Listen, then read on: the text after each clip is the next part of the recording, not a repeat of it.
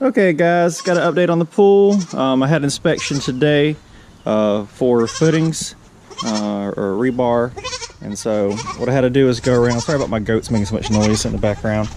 Had to go around and put I think it's number 3 rebar in all the panels. Had to make sure I had all my bracing and stuff put in. I also got a partial approval on all my electrical bonding. So these are the bonding lugs you have to screw in, and then put the number 8 or larger copper rebar in all around the perimeter of the pool. NEC code says that you're supposed to have 4 equal connected on 4 equal parts all around the pool, and then also 18 to 24 inches away from the pool you're supposed to have it connected as well. And that's what I did here, because this is 24 inches wide. I started putting on my coping, as you see there. On these corners, this is a flat front flex coping, and so I had to go around, and to bend it to the shape here I had to put a screw about every 3 or 4 inches as I went around to do it. You see the coping looks all the way to the edge of the step here. That's what it looks like on the front. The grounding also had to extend to the deep end to the pool light. So I'm going to show you what we did there. Again, you can see the copper wires ran all the way around the edge of the pool, in 2 places along the wall and along these supports back here. The deep end, so I just took a little lug there that kind of splices the wire together and brought it all the way down here to my pool light niche and did it there as well. You have to do that on both niches. I have 2 different light niches, so I had to do both of them. The other one being way around over there. Alright, today's the big day. They're going to bring in the concrete truck for the footers we're going to pour. Went and bought me old trusty wheelbarrow over there, and my wife's gone to rehearsal with the kids for dance practice, but I'll have my older daughter Addison, she's 10, helping me kind of rake the concrete out as much as she can. Really, I probably have her working the camera just to kind of see what's going on. I'm hoping the concrete truck can pull all the way around the pool so I don't have to wheelbarrow too much. I'm hoping they can come in on that side over there and all the way over on that side. And so maybe if I have to wheelbarrow some, it'll just be that very back side, which is only about 20 something feet, which will be about 10 wheelbarrowfuls. So that won't be too bad. I cleared the path for them. When you bring concrete trucks in, again, I planned all this out a year ago, so I did it on purpose, but I didn't pave the last 100 feet of my driveway, and I didn't connect it at all so they could drive through the ditch on the left-hand side there. It's not very steep. I packed it down with my truck and drive through that big gap in the driveway there and all the way around back to the pool.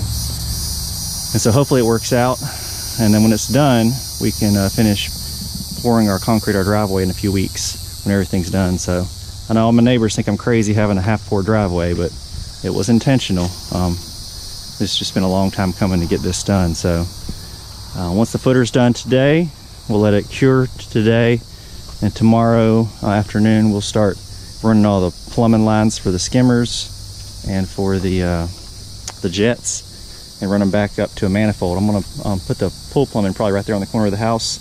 So I'm going to build it up right there and pour a little pad for the concrete and terminate everything there. And then I need to run the electric conduit a couple raceways to the house for the 2 pool lights. I'm also going to have some deck jets on one side, either this side or that side, so I got to run some plumbing for those.